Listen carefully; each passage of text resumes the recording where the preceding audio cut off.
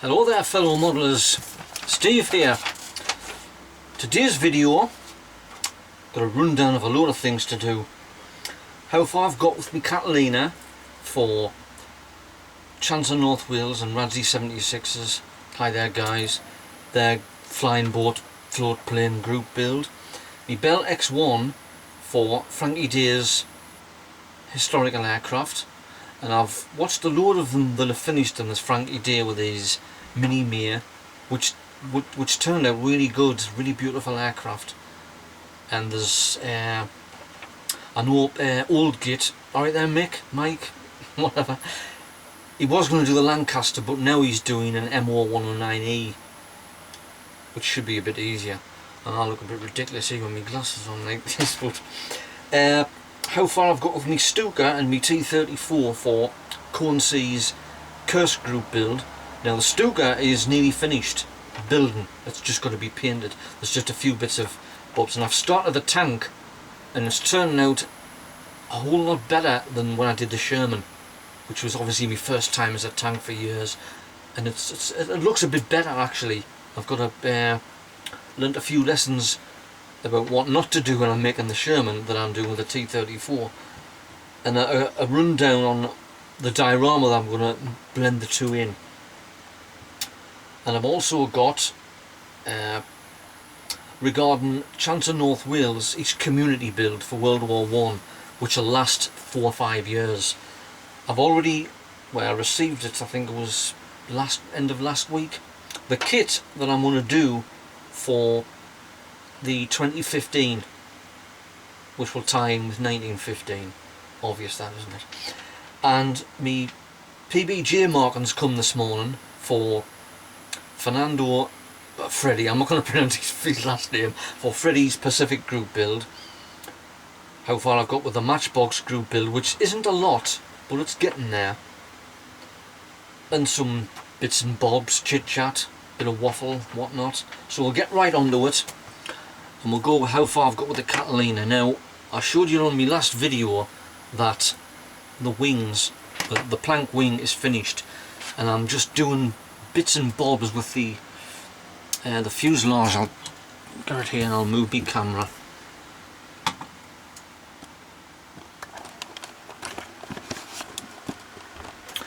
And there it is. I've got, goodness, sticking up. I've got the canopy on there, the cockpit glass, and I'm just in the middle of doing the two blisters what go on amidships. I've got the guys in, and I've got them marked, which took a hell of a lot of doing. If you look there, they're ready to be, I've got to glue them on first, but I'm doing the inside of them, which is like a sort of a door type of thing, like a window sash, but they've got to be painted first before they're going to be glued with them. But that's about far with that. I mean, it doesn't end till, I'll look at my notes, when was it, the 31st of August, so I've got plenty of time to do for that. Right, now what have I got now? Right, my Bell X1 for Frankie Day's historical aircraft group build. Now I've painted it, well, I'll put it that way. Excuse the bit thing on the top, that's just to balance it out. It's like a bright orange colour. Now this, I used gloss orange because I painted the undercoat grey undercoat, and I thought I only had gloss orange, and I thought, well, I'll give it a go, and it seems to have worked out okay.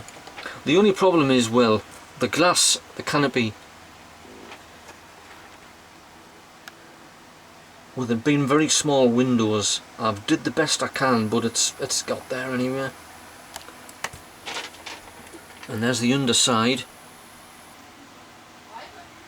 Here's a head-on view. There's the front nose wheels on, and the main undercarriage legs. I haven't got the wheels on yet. Now what I'm going to do with that is just a little, well, roughly about, say, that size paper, just as like a flat surface, a runway, and I'm going to look in my spares box to see if I can find a pilot that would vaguely resemble Chuck Yeager. So what have we got next? The Stuka for Kursk's Kursk group build, which is turning out really good. Now here's the Stuka I've got.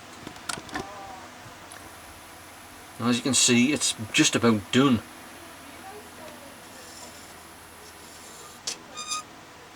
Wings are on, wheels are on. There's an underside view. I've got the canopies over here, which are there, and the pilots are they're in the box over there. I've got to mask a bit more off on the canopy and cut a bit more to make it like a greenhouse, and that should work out okay. And then I've got to paint, which is oh god, I can't remember what it is. A Humble 91, some sort of green. But that's going along fine. Now the tank, the T-34, which is there, it's a 1/72nd scale, and it's working out okay. That turret is just glued on with blue tack. It's not really glued on. And there's the underside. And there's a lot of detail on this. It is a Revel kit, but when you look at it, it's really an ex-Matchbox kit, because when I put it together, underneath, when it had, I think it was Leslie, no, that was Hornby, no, not Hornby, Matchbox, it's been welded out, so it's obviously been welded on the mould, so they've got rid of it and they've reboxed it as a Revel kit. So that's going fine. Now here's the wheels. Now they're painted green. It's an olive, what is it? It's 30 olive drab, some sort of green. Now they're working out quite well, and the tracks should be okay as well. Now the diorama with this, I haven't made it yet, but what I'm planning on doing is having the Stuka there. I'll put out an aircraft stand, like sort of diving, and the tank will be about sort of here. I'll just get a panoramic view, so it'll be like that sort of thing. And so the Stuka is attacking the Russian T-34. Now I've got some stills off what Mike put on his introduction to his first update. So that's a few clues as to what Kursk and the area surrounding actually looks like. And that's the way I'll mould the diorama with hills. Well, not hills really, they're more little mounds. And I was thinking of putting trees in, as though the tank is, I can't speak Russian, so it's making for the trees for cover to get away from the Stuka. I might sort of wound the tank, cannon shells, because these are really, where are they? There's what, them are what underneath the they're what underneath the wings. 3 point something, I can't remember what the cannon diameter of the shell is, but they're big anyway, tank killers. So that'll be the diorama for that, but that doesn't finish till it's the 23rd of August, so there's plenty of time for that. I've watched a few of them, and it's really turned out fantastic. How many people's signed up for it? It's just unbelievable. Put that over. So what's next? Right. Well, I'll deal with it first. I'll put it back on there.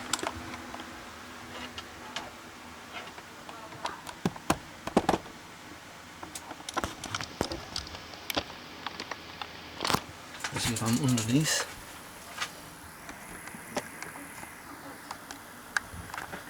Yes, right. Now, Chancer North Wales community build for World War I is an ongoing thing for 5 years. This year I'll not be doing it, but I'll be doing something for World War I for Charlie's group build. But next year will be 2015. I'm going to try and do something that's relevant for the year. Now next year will obviously be the 100th anniversary of the operation in the Dardanelles, mainly Gallipoli. So what I've got is, I got this off eBay, was all the way from South Australia. World War I Anzac infantry, and I'm going to try and make a diorama that would resemble the trenches what were in the Gallipoli Peninsula, what the Australians and New Zealanders fought on when they were attacking the Turks. Now I know there's British troops landed in the Gallipoli operation, but anybody mentions Gallipoli and straight away you think of Australia, New Zealand, Anzacs. It's ingrained in their history. But even though British troops were there, these are what you think of, Anzacs. I can think of the film Gallipoli starring Mel Gibson, which I'll watch just to get a few ideas for the trench, which will be, but it lasts a year, so I'm in no hurry to do it, but this will be good, this. So that's their Anzac infantry. Now they're only small little gadgets, it's only, what was it? It's 1/72 scale, and there's 48 in here, but I don't think I'll use all them. But I'll get a look at period pictures and obviously the film Gallipoli to find out what the trenches actually looked like, because they were the same, around the same as the trenches in France and Belgium, but obviously warm, and they had Turks instead of Germans. So that'll be good. That I'd like to. It'll be good to see what the other people's got. I know Lenny's doing. He's reviewed his 4 kits or his 5 kits, but I don't know if anybody else has, or whether anybody's doing that, something relevant to the year. But that should be good then anyway. Now my PBJ markings for Freddy's Pacific Group build come today.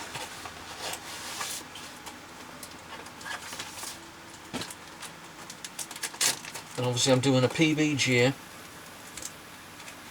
of the United States Marine Corps. Now this plane is, it's flown by the Commemorative Air Force in America, but it's modelled on, where is it? A PBJ of VMB 612 Squadron, and that's it there. Where's my pen? Midnight blue colour, and obviously the Marine Corps had what was the word, unwanted equipment from the Army and the Navy. They used these, what did they use them as?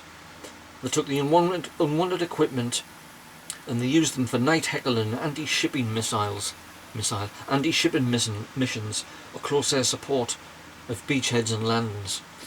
And they were very good successful at it as well. So it'll be an overall midnight blue, and it's in the marking Devil Dog. Now here's the markings, and they're very good. It's from a firm called Kits World, which I've bought from before. They seem quite thin, and they'll be very nice. I've used it on the, what was it, my Focke-Wulf 190, the swastikas, and they turned out fantastic. So then, and the other one is for, which I'll not be doing, but it's just a bit of trivia. It's for a B-25J of the 42nd Bomb Group, 13th Army Air Force. But that's the one I'll be doing, the Devil Dog.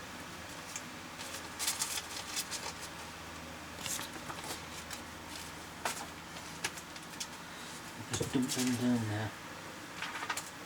Just as a PBJ, a throwback to the Catalina. This is a one I got off the internet. This is a Matchbox kit. It's a 1/48 scale. I don't know whether it's still around or it's discontinued, but that's what the Catalina will eventually look like. It's a midnight blue colour. Now I've got the gun turret in on the front, but I'm not sure whether to put them in the back, because with it being air sea rescue, it might have been unarmed. And I've got to make the radar dome on the top, which is easy, but that's what that's supposed to look like anyway. Now the Matchbox community build, for Aaron Newlands, and I'm doing the Hell Diver. Now I said that I'd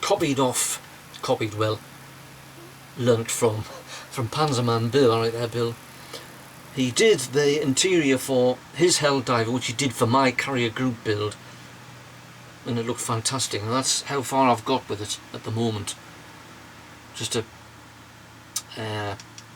bottom there and the bulkheads, and I've got to put a few more, a bulkhead there and a bulkhead there for the cockpit panel, the control panel and the seats.